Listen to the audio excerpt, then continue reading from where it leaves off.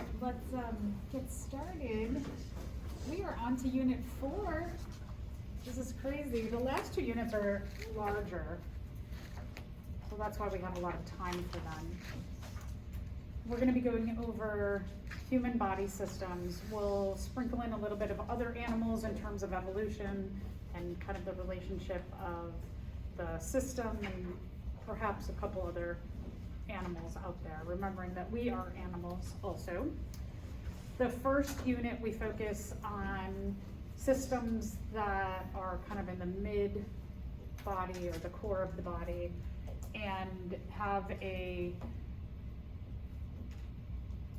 distinct relationship with the circulatory. I mean, they all do, I shouldn't say that, but anyway. I will always touch on these systems in the main core of the body and how they relate to the circulatory system throughout. Today, we're going to look at circulatory system alone. On Thursday, we'll finish up circulatory system and talk about lymphatic system. We're going to do a blood pressure and EKG lab today. Tomorrow, you have an original posting for a discussion due. There's not a due date in Canvas, but just please try and get that done. I know sometimes it's hard if you don't have that Canvas reminder. We are on Thursday, not today, sorry, Thursday, we'll be working on Lab 30. Lab 30 will take up the majority of labs for this unit. You can begin working on Lab 30. What I would suggest doing is, as we go through each chapter or each system, find the structures in that system on Lab 30 and begin filling them in. We will do a fetal pig dissection for Lab 30, and then on Thursday, we'll open up the pigs, and then the following week, we'll start going through and identifying the structures. In addition, we will focus on the human heart model and then the human torso model for that lab. You will have a lab practical on the human body systems, the heart model, and the fetal pig. And that will be in person. So what the practical will look like, it'll be 30 points, so it's a pretty heavy practical. But you also have about a month to study for it in lab itself. I have, I believe, practical, I will double check today, materials on Canvas for you to study. I have a PowerPoint with all of the structures that will be on the practical: fetal pig, heart, and torso. So I have pictures. However, we learn better by hands-on. So over the course of the next few weeks, I would suggest with your lab partner, take out the heart, hold it, point to the structures, go through it. I'm going to go through the human heart today in lecture, and I should have made sure this one opens.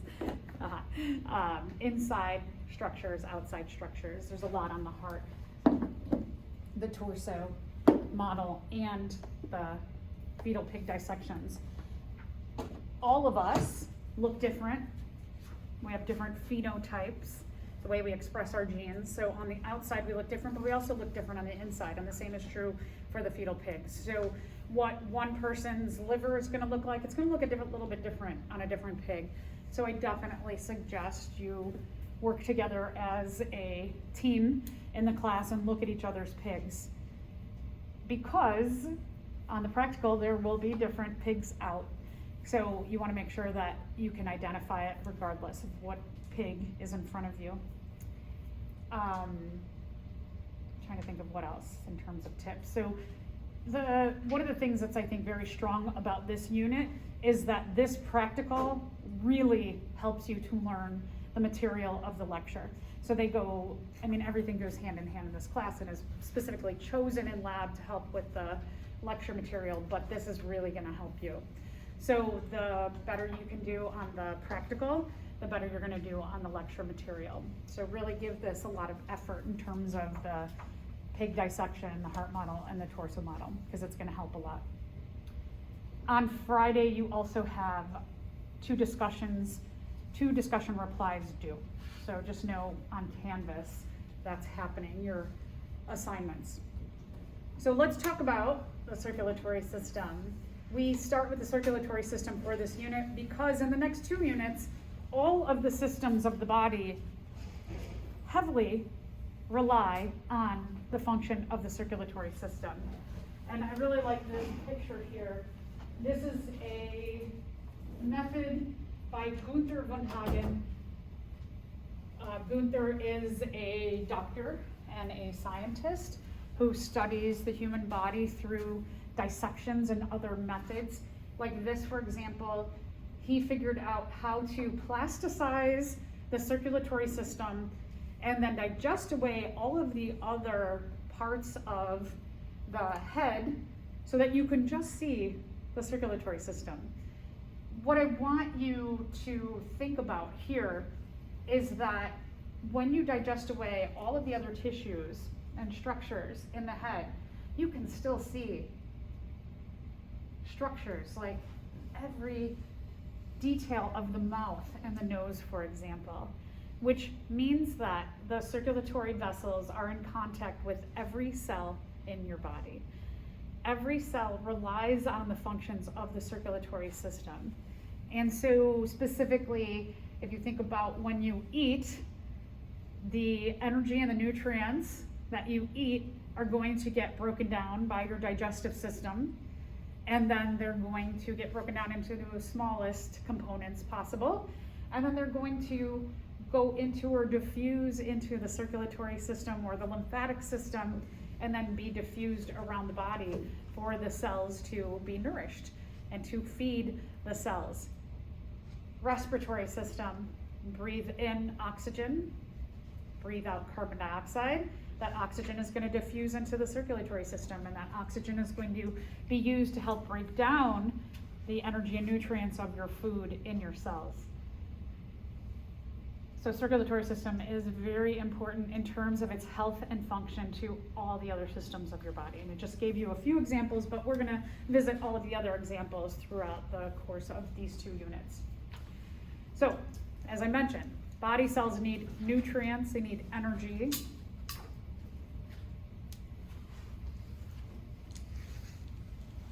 Evolution has advanced through mutations, chance mutations, the way that organisms get those nutrients, that energy around the body, and in the breaking down of energy and nutrients, get rid of the waste products.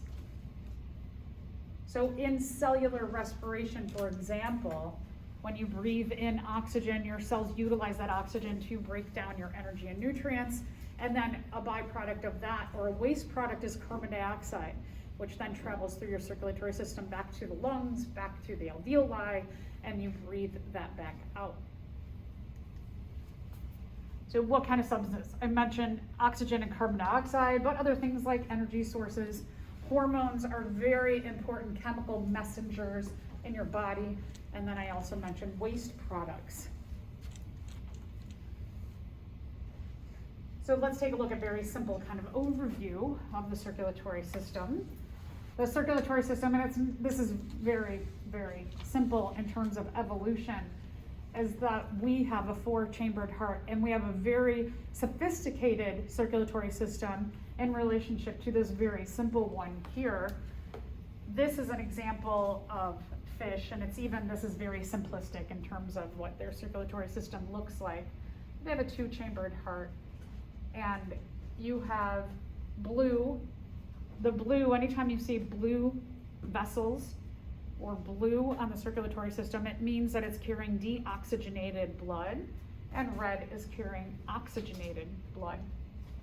So in any circulatory system, if we're talking about simple or more advanced or sophisticated, there are 3 main parts. There's the blood, which is the fluid that transports all of these things, the oxygen, carbon dioxide, nutrients, energy, waste products, hormones, etc.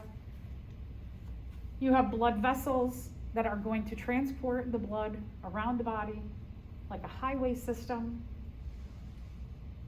And then you have some kind of pump, the heart, going to be the main center for flushing these things throughout the body and getting them back to where they can be released. The circulatory systems are generally going to have these three main parts. So let's talk a little bit about the heart, or the pump in the circulatory system. It is a massive muscle that has chambers that do different things.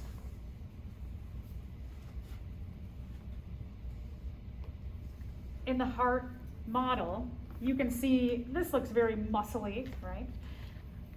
So it's a muscle that has to be exercised appropriately. And if it's not exercised and kept healthy, if your pump is not healthy and exercised appropriately, is that going to cause problems for the rest of the systems of your body? Yeah, so heart health is a really big deal in your life and the health of all of the systems of the body. There's generally two main chambers of the heart. The atria are generally at the top, the ventricles at the bottom. The atria are these flappy, light-colored things here and here. And then on the bottom, the more muscly-looking chambers are the ventricles. And typically what happens is the atria collect the blood into the heart, and they push the blood down into the ventricles, and the ventricles push the blood out to the rest of the body. So in our heart, this is a human heart here. We have a very distinct separation down the middle, which gives us the ability to separate and make the efficiency of the heart higher, because we can separate the oxygenated and deoxygenated chambers from one another. In evolution, what we find is that when there are just two chambers, like on the fish, there's really no separation of the oxygenated and the deoxygenated blood. And so with this separation that has evolved over time is that we have the septum, or this middle portion of the heart, that can make the process more efficient. And we're going to talk a little bit about the evolution of different systems and how the human heart really has it down to a better science, so to say.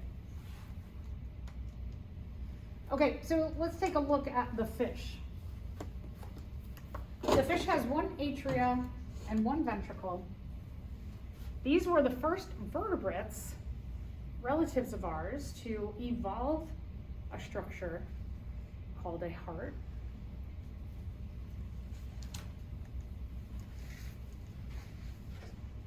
So here you can see in the simplicity of atrium at the top, ventricle at the bottom, and this is again very simplistic, oversimplified illustration of what's happening, because there is a little bit more sophistication than this illustration, but to give you the idea that if you have both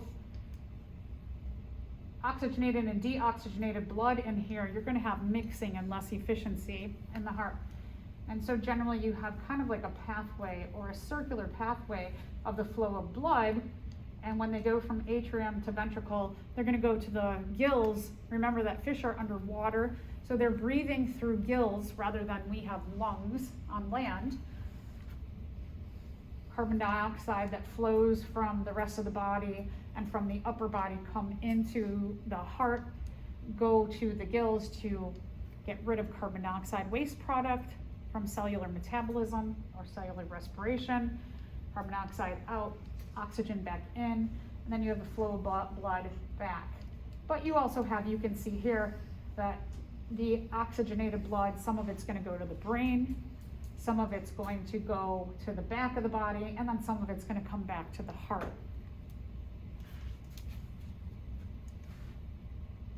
So again, remember they're breathing with gills. Gills are specialized for extracting oxygen from water.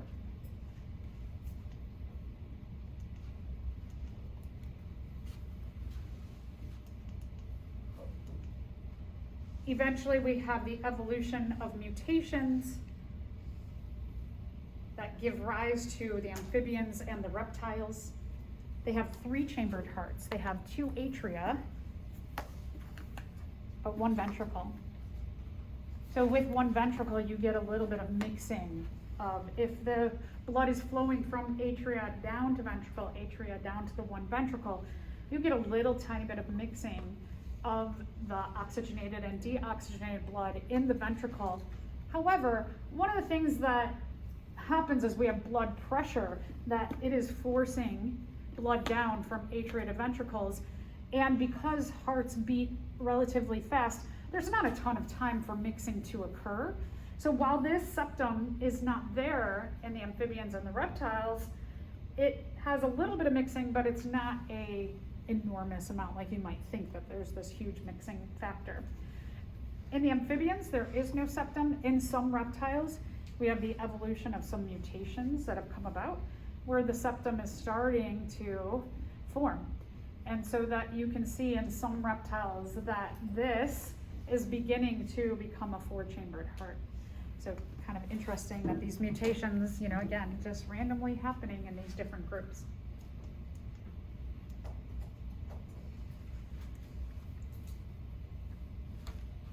So again, deoxygenated blood from the body, head, the forelimbs, the bottom of the body, all of those are going back to the heart.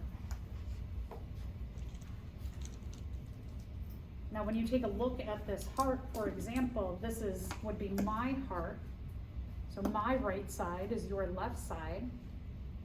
So when you're looking at these structures, especially during the practical, and we're going to have things like right atrium, left atrium, left ventricle, right? Left ventricle, left atrium, oh my gosh. Left atrium, left ventricle, my left side, my right side. So you have to kind of be the animal that you're looking at so that you get the right and left correct. So right side of the heart generally collects deoxygenated blood, left oxygenated side. So just remember that, right. You can see here, this is blue. Blue carries deoxygenated blood. When I take a look at this and I turn it over so that this is the right side of the heart, right side now, here, that this deoxygenated is flowing into the right side.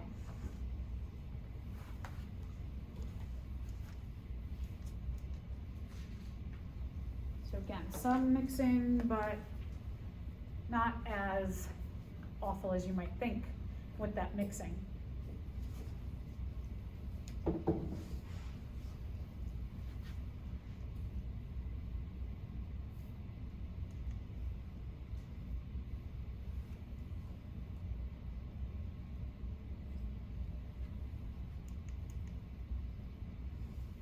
So eventually we have the evolution of the birds and the mammals, which have a 4-chambered heart, of which we are a mammal. We're going to talk more and focus on the human heart as an example of a mammalian or avian bird 4-chambered heart.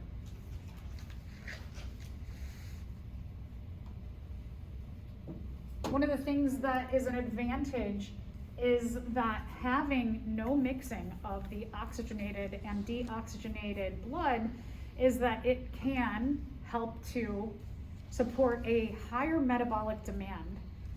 And so really, what does that mean? That means that there's just more efficiency in the process of cellular respiration, that when you're breaking down your food with oxygen, you can support a higher output of the breakdown of your energy and your nutrients through the process of cellular respiration. So when we're talking about metabolism, you're thinking about using oxygen to break down food, higher efficiency. The efficiency comes from this complete separation into 4 chambers or 2 sides, deoxygenated side and oxygenated side. So you can get the maximum amount of oxygen from the left side of the heart out to the cells of the body. So just this makes it, this 4 chambers here, makes it just more efficient to support our metabolic demands. Here's a comparison of fish, amphibians and reptiles, and mammals and birds. And so again, very simplistic illustration, so much more complexity to even the fish, but you can see kind of one looping system, and you do have just one ventricle and one atrium, blood flowing from atrium to ventricle and around the body. In the birds, sorry, in the amphibians and reptiles, you have two atria and one ventricle. Again, you can see because of blood pressure that you get a little bit of mixing down the middle, but because of blood pressure, you do get a higher efficiency than what you do get in the fish. And then with the human heart, as an example of mammals and birds, you can see there's none of that purple in the middle.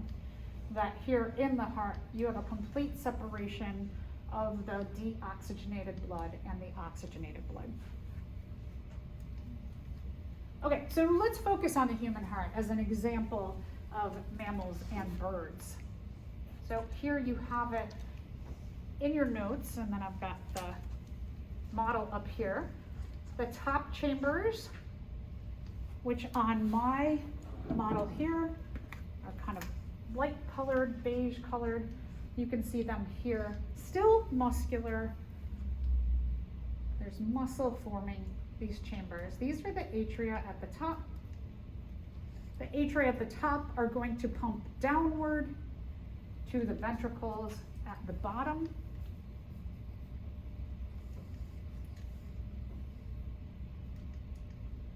The ventricles are going to pump the blood out to the body, and depending on which side of the heart we're talking about, might pump the blood, the deoxygenated blood, out to the lungs, where carbon dioxide is dropped off, oxygen is picked up, and then that oxygen is going to make its way into the left side of the heart, pump atria to ventricle, and then oxygenated blood out.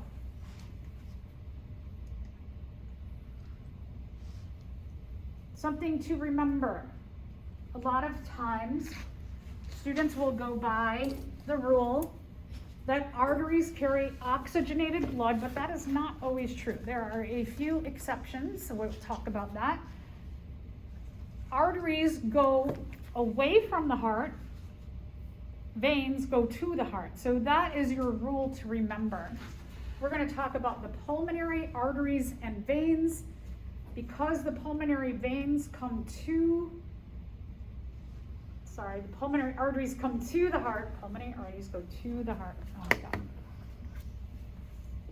Because the pulmonary arteries go away from the heart to the lungs, pulmonary arteries are bringing deoxygenated blood from the right side of the heart to the lungs, carrying deoxygenated blood. So the pulmonary arteries are an example of an artery that carries deoxygenated blood. All right, so a little more about the human heart. We consider the human heart to be two sophisticated pumps because of that complete separation. We're going to take a look at the right pump first, the right side of the heart. The right side of the heart focuses on carrying deoxygenated blood.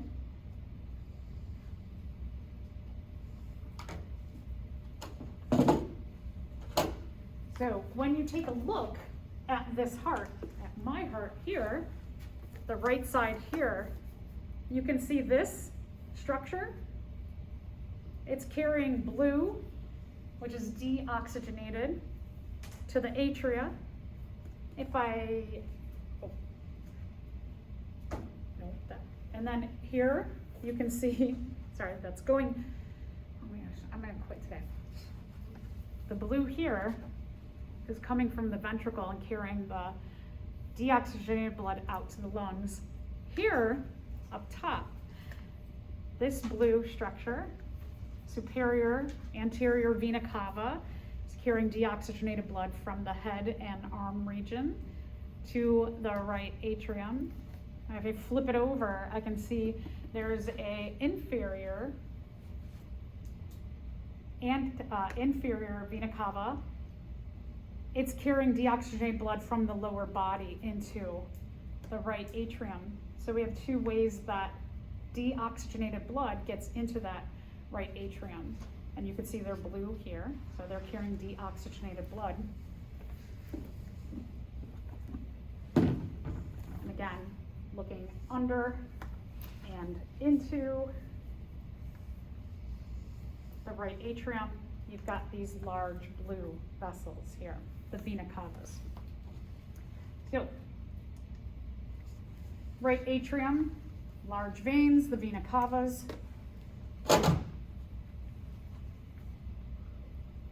Carrying blood into the right atrium.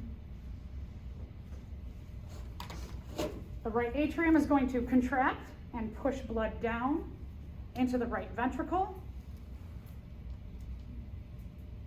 Right ventricle, it's going to contract.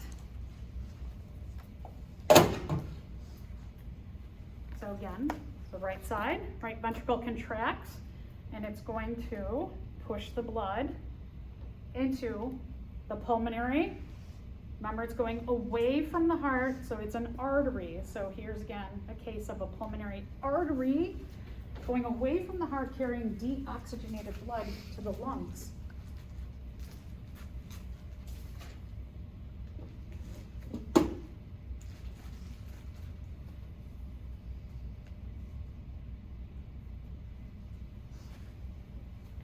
Remember again, artery away, even though it's carrying deoxygenated blood. So now, blood goes into the lungs. In the lungs, drop off carbon dioxide, pick up oxygen.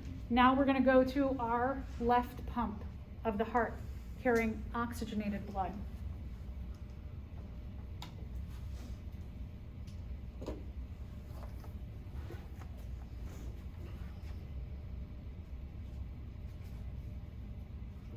Harder to see what's happening on the left side from the lungs. So again, left side, atria, ventricle. I'm going to pop this around this way, remembering that this is the left side of the heart here. You've got these vessels here, and these are sneaking from the right side. Left lung vessels, right lung vessels. So these are going to sneak into these two here, going to sneak into the left atrium.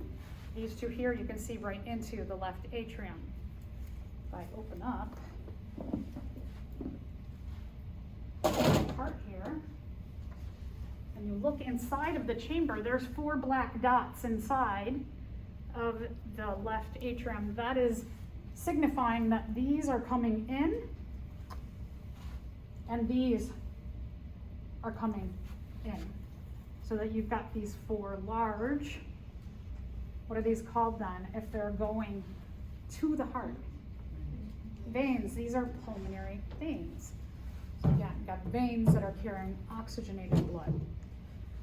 All right, so left atrium is going to receive that oxygenated blood from the lungs via the pulmonary veins, those 4 that I just showed you.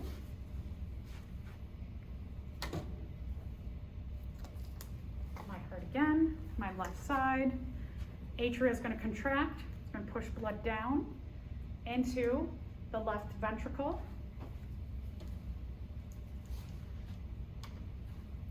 Left ventricle is going to contract, and it's going to push the blood up here into this very large artery. This is called the aorta. See, the aorta has not only this branch that goes behind the heart, but also has branches that are going to go up and out to the left arm, up to the head, out to the right arm, up to the head, and then out to the left arm.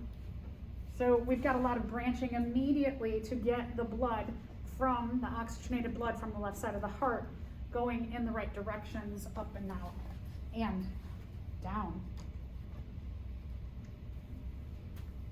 So that aorta is going to get oxygenated blood out to all of the larger, most important parts of the body. Smaller and smaller branches will continue from the aorta, making sure that oxygen gets to all of the large parts of our body. what we're gonna look at when you dissect especially is that, you know, these vessels don't just stop, they keep going and branching. This right here, this is called the anterior aorta, or the dorsal, I should say inferior aorta, dorsal aorta. This sits on top of your spinal cord, goes down your back. So dorsal, like a shark has a dorsal fin on its back, means that the aorta, this continues all the way down from your heart, goes from your heart all the way down to your pelvis. And down your body's back, it's got large branches that stop in various places until it gets to the pelvis, where it starts to branch into two large branches that go into the legs called the iliac arteries, but the iliacs also branch into smaller branches throughout the pelvis too. But it's pretty big and it's pretty long. The aorta, I know oftentimes we just think it's this little arch here, but it's very long and very important to the rest of our body. Okay, so now we're gonna just walk through with pictures in your notes. So you guys are just gonna fill in some of the details of the names in your notes there. We're looking at the right side of the heart, the right pump. On the right pump, you have the superior or anterior vena cava up top, coming from the head and the arms. You have the inferior posterior vena cava coming from the bottom part of the body. Remember that they're mainly bringing deoxygenated blood to the right side of the heart. They are in contact with the right atrium. So again, you can see here, they've got it in white on here, blue, superior, inferior, both coming into the right atrium. The right atrium is going to contract and push blood down. Going to go into the right ventricle. The right ventricle will contract. It's going to force blood up and away from the heart into the pulmonary arteries. I like to use both models and illustrations because sometimes it's hard to see what's going on the model. That on the model, from the right side of the heart, you've got the pulmonary, again, away artery, and then so it's going to continue then here. And it's kind of nice because you can see that on the model it goes this way, but then you have to kind of look and see, well, what happened back here? And it came over to the right side as well. And so that on the model, you have the pulmonary artery is here and here, but also here going to both lungs. And the illustration makes it nice because it can show that T shape of it. And going out to the right lung, it's sneaking through the aorta, the arch of the aorta, it's sneaking through there to go out to the right and behind the superior or anterior vena cava. In the lungs, dropping off carbon dioxide, picking up oxygen, and then coming in here from the left lung, here from the right lung, and this is again sneaking behind, so here from the right, going into here from the left, here. I know most of you are visual learners, so it's really important to use the model so that you can see it, and when you touch something, it'll help to better. That kinesthetic form of learning is very important for getting this cemented into your brain. So the more, especially most of you are visual learners, most people are, that in general, even if you're an auditory learner, it helps to, when you're studying in lab with the models, talk out loud as you touch the different parts. The connection between different forms of learning helps you to learn more and helps it to stay better in your short-term and hopefully long-term memory. So now we're going to the left side of the heart. The pulmonary veins are going to the heart. Those 4 large veins are going into the left atrium. Left atrium is going to contract, bring blood down into the left ventricle. The left ventricle is going to contract. The blood is going to go. And here again, you can see kind of nice connection with the front of the heart off into the aorta. The aorta is, the beginning of the aorta is sneaking behind the pulmonary artery, coming up through the arch. And then I also like, in regard to the illustration, is showing you that this is going to continue behind the heart and then down the back side or the dorsal side of the body. So what helps the blood to move from atria to ventricles? There is a block there that opens and closes, and we'll talk about all of the larger vessels in the heart as well as the chambers and what allows the blood to keep moving in the right direction. Great name, atrioventricular valves. Between the atrium and the ventricle, on both sides of the heart, there's atrioventricular valves, the AV valves, atrioventricular AV. And what these are going to do is they're flaps that are supported by, I'm going to talk about these structures in a second. They're flaps that open and close, push, push, push. They go in one direction. They go from up to down so that they keep the blood moving in the right direction. And so that's a really important function, is that they're going to be not only a separation of the atria and the ventricular areas, but they're also going to prevent blood from going in the wrong direction. We want to keep the blood moving down and out to the lungs. When we're talking about the right side, we want to keep the deoxygenated blood moving down and out to the lungs.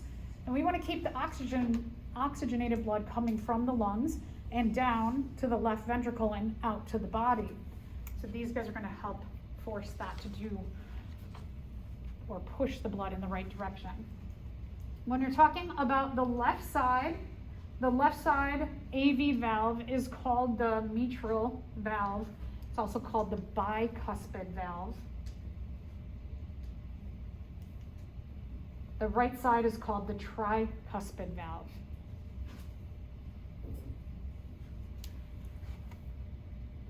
One of the ways that I remember which one is which is I think that R and T are very close together in the alphabet so that they go together. And these are all in the lower part of the alphabet, so they all go together. I don't know if that helps you, but sometimes little things might help you in your brain to remember which is which. Semilunar valves, these are other valves that are, again, going to keep the blood moving in the right direction, going to keep these important separations between structures. Keep the blood moving in the right direction and do not let the blood flow in the wrong direction. If you have issues with any of your valves, you can get little like stutters in your breathing from this. Sometimes they call them murmurs, heart murmurs. Your valves have to catch up. And so while the valves will do this constantly, they might go and keep the blood kind of mixing in a weird way, and then your breath has to catch up to that. The semilunar valves have a little bit different look. They look like a half moon. So lunar, moon, they're moon shaped when a moon is a half moon. You've got the semilunar valves in a couple of places. One and we're looking at the right side of the heart, from the right ventricle up to the pulmonary artery, you've got the semilunar valves that are keeping the blood flowing out to the lungs. And then from the lungs, you've got the pulmonary veins. Between the pulmonary veins here, and when you're looking at the left ventricle going out to the left ventricle to the aorta, you've got semilunar valves going into the aorta from the left ventricle. The heart, being a muscle, is very important to have its own service of blood vessels. Its specific own blood vessels called the coronary arteries. There's two main branches of the coronary arteries. The health of these is critical to the whole system.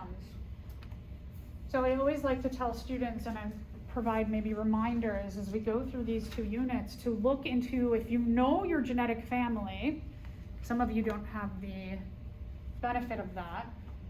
If you know your genetic family, look and see what kind of diseases have happened in your relatives.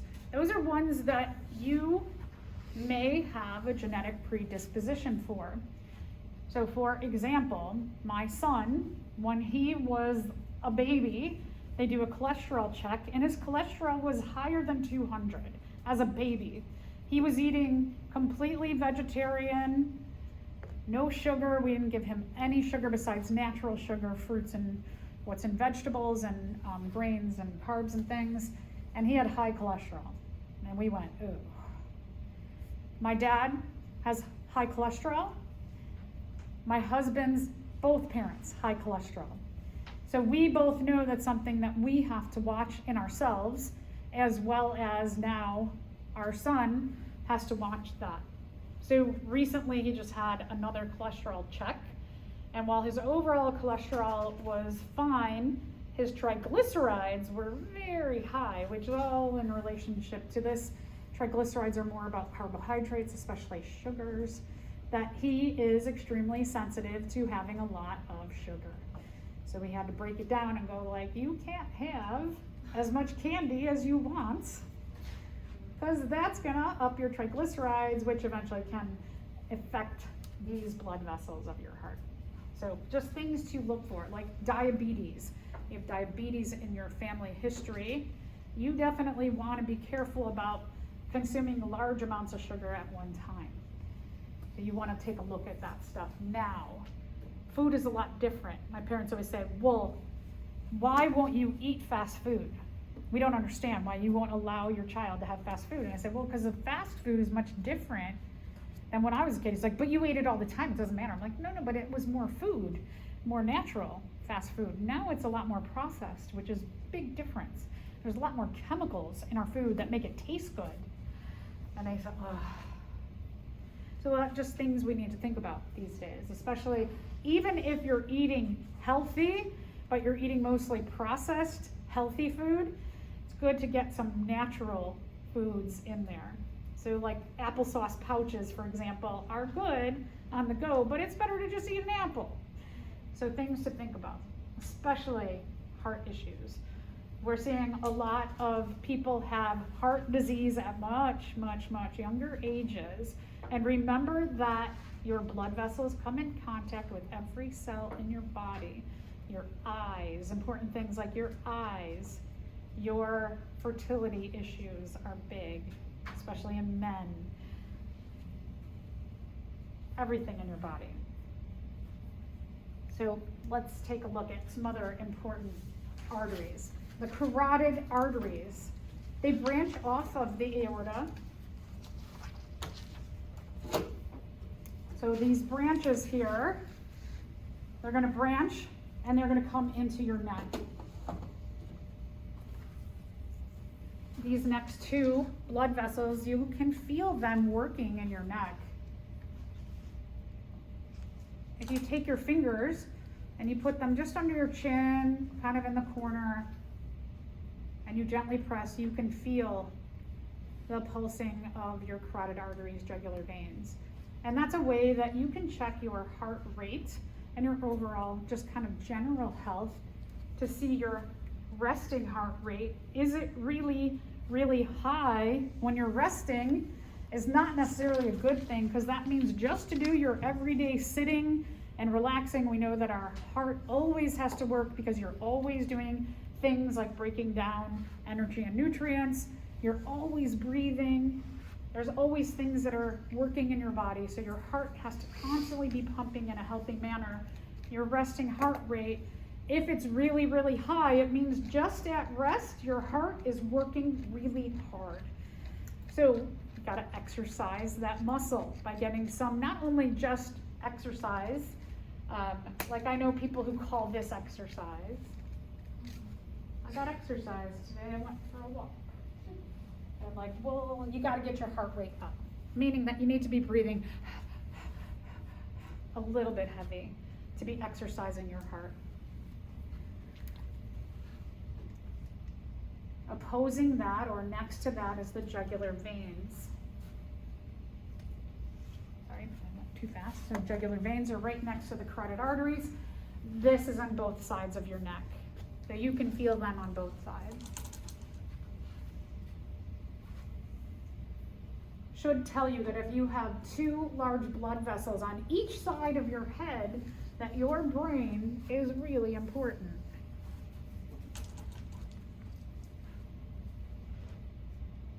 If you have issues with your heart, one of the fastest things that can deteriorate quickly are the brain, because of the close location between the heart and the blood vessels that go right to your head, right? They're kind of right here within a foot or two, depending on how tall you are. Okay, so let's talk about what helps those valves to work.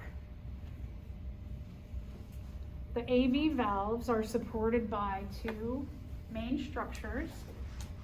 One is the chordae tendineae. These spider web looking structures are tendons that push and pull on the AV valves, allowing them to open and close. And then the tendons, you can see here, the tendons are supported by muscles called papillary muscles. And so both the chordae tendineae and the papillary muscles are going to support the opening and closing of those valves.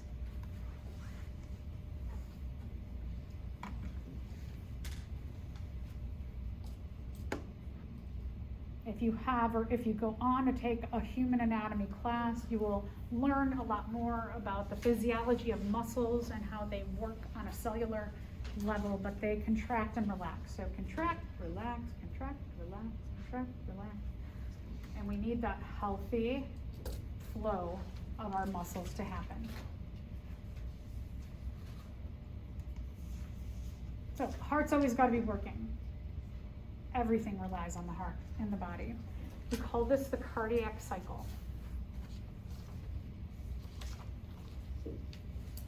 That contraction, relaxation of the heart, you can feel that in your neck, in those blood vessels, the carotid artery and the jugular vein in your neck. You can feel that pulse and relax, contract, relax, contract, relax. That's why your heart, you ever hear a heart's like ba-dum, ba-dum, ba-dum. Right? There's a noise and then quiet, a noise and quiet. That's a contract and relax. That's the cardiac cycle. You're going to take a look at the cardiac cycle today in lab. And so we're going to look at, in terms of the health of your heart, your cardiac cycle, we're going to look at the heart rate. It's a number of cardiac cycles per minute. So how many of those quote unquote beats you hear or feel. A lot of different places, like usually if you go somewhere, Jake, how many times a day do you do this to people at work? Oh, at least, well, we have a machine, but I probably take 50 pulses a day. Yeah, so one of the things that anybody, a medical professional is gonna do, you're gonna take your risk and go like this. And so it's a good thing to kind of, to gain a little more respect for our medical professionals, is try and do this. You know how they just like easily like, nah. Okay, you're buildable, right? It's not that easy, but practice makes perfect. So that, little machines now, and then the old fashioned, sometimes I know I donate blood every 8 weeks, and they use an electronic cuff, but the person uses a stethoscope to listen. And there could be somebody over there watching a movie, somebody over there watching a movie, music playing, people talking, and they put that stethoscope on and listen and do it like that. And so we don't have the stethoscopes because of COVID, but if you ever have access to a stethoscope, it's good to stick it in the crux of your arm there and try and hear the cardiac cycle happening. Even in a very quiet setting, it's difficult to do. So anytime somebody takes my blood pressure, I'm always like, good job. And they're like, okay. I'm like, I know it's hard. I know it's easy to you now, but I know it's hard. Okay, so heart's gotta be always running smoothly. At the base of all of this metabolic demand is electrical cycles, electrical signals that are produced by the physiology of our cells. And so kind of interesting in terms of senses, we have 5 main senses. Sharks, rays, other relatives of the sharks have the ability to detect these little electrical signals that are produced in other organisms. They can feel, however they do it, hear, feel it, but they can detect if something is buried in the sand. They can swim over it, and they can detect those electrical signals and get their prey more easily. So it's like an interesting evolutionary mutation that they've developed that's very beneficial to them. These electrical signals are produced by ions or nutrients in our body, atoms that are negatively or positively charged that pump in and out of your muscle cells to keep your muscles moving. The amount of those positive and negative ions is dependent or relies on your overall health in your body. And again, these factors could be purely genetic and in combination with your environment, what you're putting in your body. I know somebody who, 45 years old, ran marathons, everyday ran, was vegan. So not eating not eating any animal fats, eating healthier fats, and at the age of 45 had a massive heart attack, had to have a quadruple bypass, which we'll get to, which is a big one, and it's all just genetic factors. Healthy weight too, super healthy weight, super healthy. So again, looking at if you know your genetic history, it's good to keep your eye on this stuff. And somebody who did keep his eye on this stuff. So all of this has to be properly timed. The timer of pushing and pulling in and out these ions in your heart to produce these electrical signals is called a pacemaker. So we all have a natural pacemaker of our heart. When somebody's pacemaker isn't allowing things in and out at these regulated rates, they have to get an electrical pacemaker put in. Lots of cool advancements in pacemakers as well. So you might need a little pacemaker to help you out. What you're going to look at today is you're going to look at the spacing of these electrical signals in relationship to one another. And when someone is healthy, you will see a pattern over and over again on your EKGs or your ECGs. We're going to look at ECGs today, electrocardiograms. This is the pattern that you want to see. So if we take that and we blow this up and we take a look here, what we're looking for in this pattern on your paper is we're looking for a little hump, a little tiny downward spike, a higher spike, again down to a little tiny spike, a flat area, and then a little tiny hump. And you see that over and over again. Sometimes students, this may be a little bit, because we're not professionals, you all will try this on each other. It may be a little bit messier than this. It usually looks similar to that. Some people are just get nervous when they're like, you know, when you get nervous for a test. People sometimes when they go to the doctor, they're like, I'm nervous for these tests.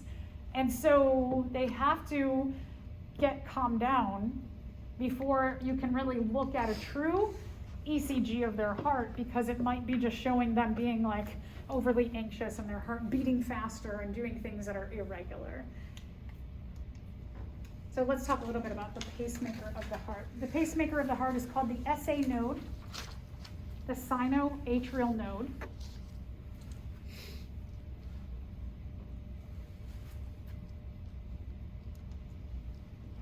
It's found in the wall of the right atrium.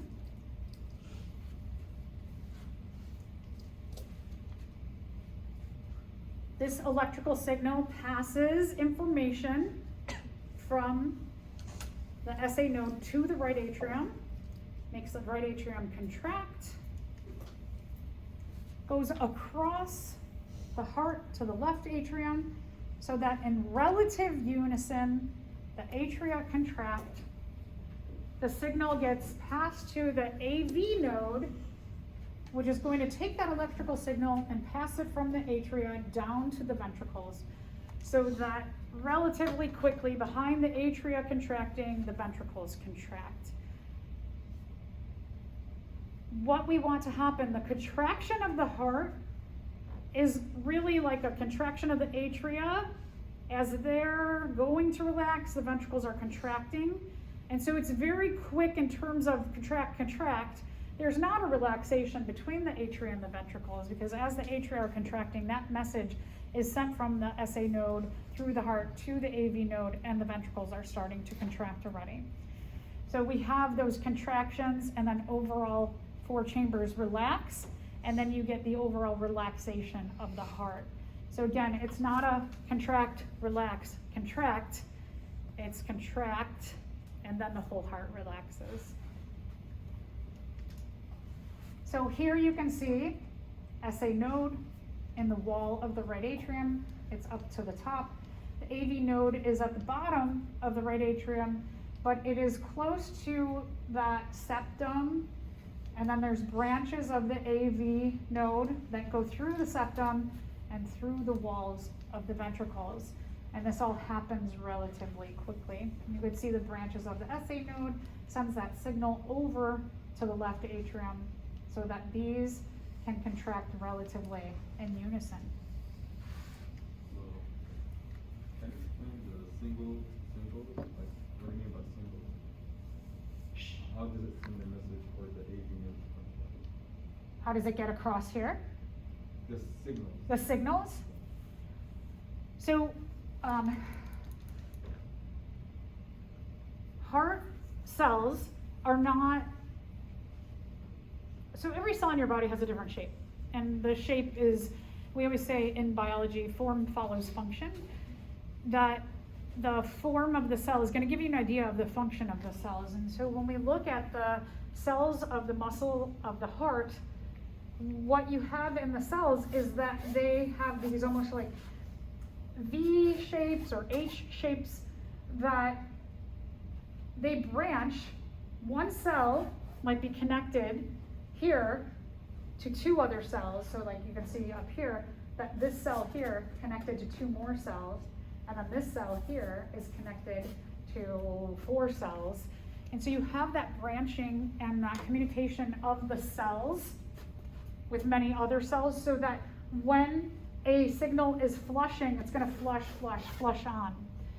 So the cell, those positive and negative ions in your heart cells are going to flush to each other. They flush in and out, so they'll flush across and then come back, and across and come back. And so they're sending, flush it out, comes back, flush it out, comes back between the cells of the heart. If you take a human anatomy and physiology, there are human physiology or an animal physiology, you'll get into big details of this specifically, of the physiology and the flushing. But in general, to make it kind of simplistic, it's like the ions flush this way, and then they're kind of flushed back. this way and back. That help answer your question? Okay. It's very complex. We're trying, in this class, we try and just introduce this stuff to you. Did I, oh, sorry, on my hair. Okay, so you can see here, we have one person taking the blood pressure of the other person, and there's generally two parts to it, that you have a cuff that it gets blown up, and as it gets blown up, it makes it tighter on your arm, and it's gonna temporarily stop the flow of blood into your arm. And that stop of the flow of blood, somebody figured out that by stopping the flow of blood temporarily and then releasing the pressure and allowing the flow of blood back in, can give us an indication of your overall heart rate and heart health, your cardiac cycle health. Part of it is the listening of when that cuff gets really tight and the flow of blood stops. Before that, you're hearing ba-dum, ba-dum, ba-dum. And it gets silent. That means the flow of blood has stopped completely. That's your systolic or your higher number. Systolic number over diastolic number. The diastolic number will be listened for as the, so one thing is that when you stop hearing, first time you stop hearing the flow of blood, that's the systolic number. You look on the gauge that's on that cuff. There's always a little gauge here. Look for that, remember that one, and then make it tight and then slowly release the pressure. And when you start hearing it again, then that's the diastolic number. And so those are the upper and lower numbers that give us an indication of the flow of blood through the heart. So back to how this relates to the cardiac cycle in relationship to what I just said again, is that we have this repetition of the cardiac cycle. And we measure this through, can measure the health of your cardiac cycle through the pressure of the blood. Systolic number is the top number or the higher number. Diastolic is a lower number. Always remember this, that S is higher in the alphabet than D, so it goes on top. Again, I don't know if that helps you, but that's the way I will remember it. Systolic pressure, it's an indicator of the contraction, health of your heart, and that the diastolic is the relaxation health of your heart. Okay, again, cuff is going to close off, the flow of blood, pressure is gradually reduced down, listening,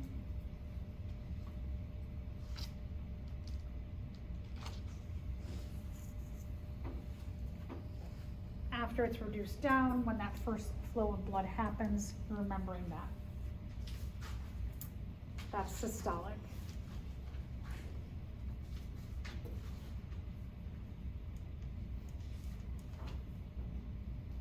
When the blood flows continuously, again, you're listening. That's the diastolic.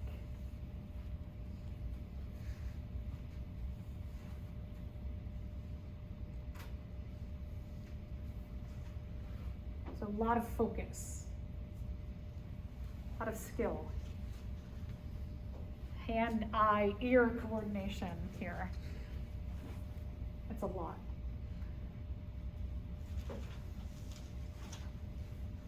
If COVID wasn't happening, we would practice this and you guys would get to try it out. But if you know anybody who has these materials, it's an interesting thing to just give a try and see. You've got a good respect for people who can quickly do this. And again, the whole setup is going to look something like this that we just went over. Okay, so it's measured in millimeters of mercury. Normal is about 40 points apart between the systolic and the diastolic. That normal, every so often it changes a little bit. It always ranges, systolic is usually around 120, diastolic over 80 to be normal. I know a few years ago, there was they were saying, how about 110 over 70? So somewhere between 120 and 110 over 80 and 70, about 40 points apart. Depending on how someone is trained, will tell you your health, but again, about 40 points apart. So this is usually 140 over 90. Even if you get a little bit higher on the systolic to 140, you're about a little bit higher, 90 on the diastolic. They're still saying you're kind of healthy, but maybe we need to keep an eyeball on this. Going higher than 140, or even when you start getting higher than 120, usually they'll start talking to you about, let's keep an eyeball on this, let's test you again soon. We want to make sure that you're not pumping too hard. National standards, again, about 120 over 80. Start to get in those 140s for your systolic, or 90 on your diastolic. They call it a high normal. They're going to say you're normal, but we're going to keep an eyeball on you. Systolic getting into the 150s, 160 range. We're going to label that as hypertension, a mild hypertension. Get into the 180s, over 180s, talking about moderate to severe hypertension. We'll get into hypertension in a bit. Okay, so let's talk about the overall functions again of the circulatory system. Just a little review. Things that the circulatory system needs to do. Transport oxygen out to all of your organs, your tissues, your cells. This is down to the cellular level. Carbon dioxide away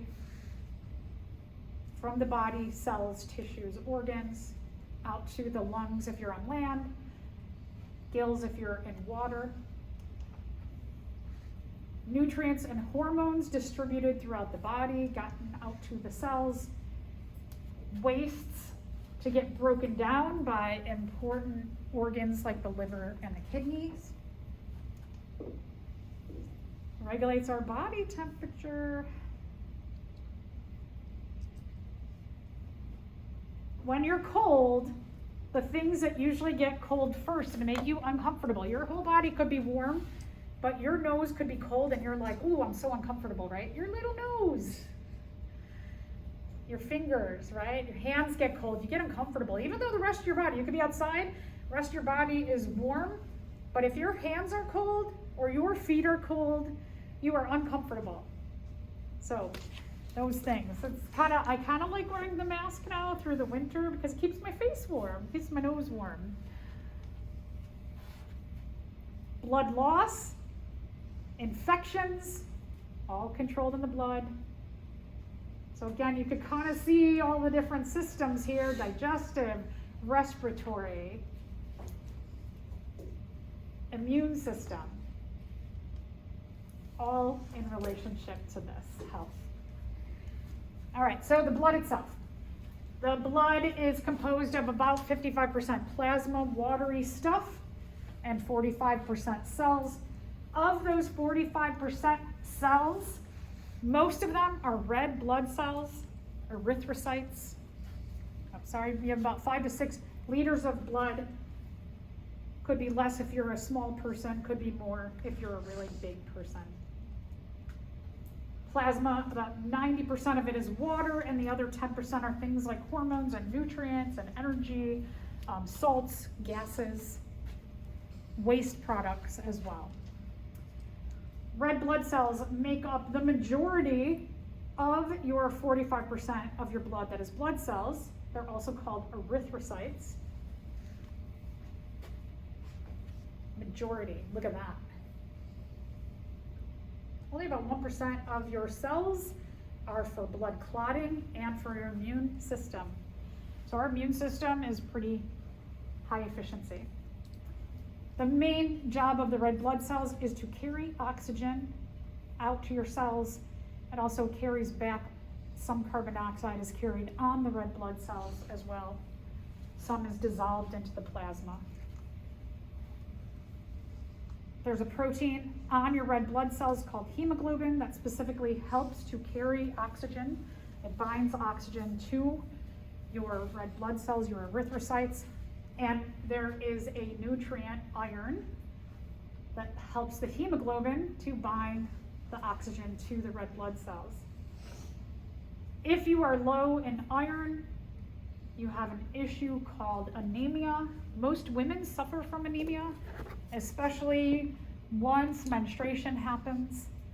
So mid-teens or low teens, tweens, all the way through usually the rest of your life. Some people are a little bit more genetically predisposed to anemia. There are some males who are predisposed to anemia as well. It's not a bad idea if you're a female to take an iron supplement. It helps a bit. It's in my regular multi. Males too. Iron's not a bad thing to have a little extra of. Because red blood cells, they've evolved to be so efficient at carrying oxygen, they have become a eukaryotic cell that does not have a nucleus. So no nucleus here. If you're a cell and you don't have a nucleus, you can't reproduce yourself. So red blood cells rely on the bone marrow for reproducing themselves. That's why leukemia, or when you have cancers or issues with your bone marrow, it's very dangerous to your overall health. They have DNA though? They do not. They have little bits of DNA, but not a nucleus. Yeah. There's DNA in the ribosomes, but not a nucleus. If you have misshapen, you have a genetic disorder for sickle cell anemia, your red blood cells are shaped like sickles, points. Causes a lot of problems. You carry one less oxygen, but also you can imagine that this doesn't flow as easily as this through round blood vessels.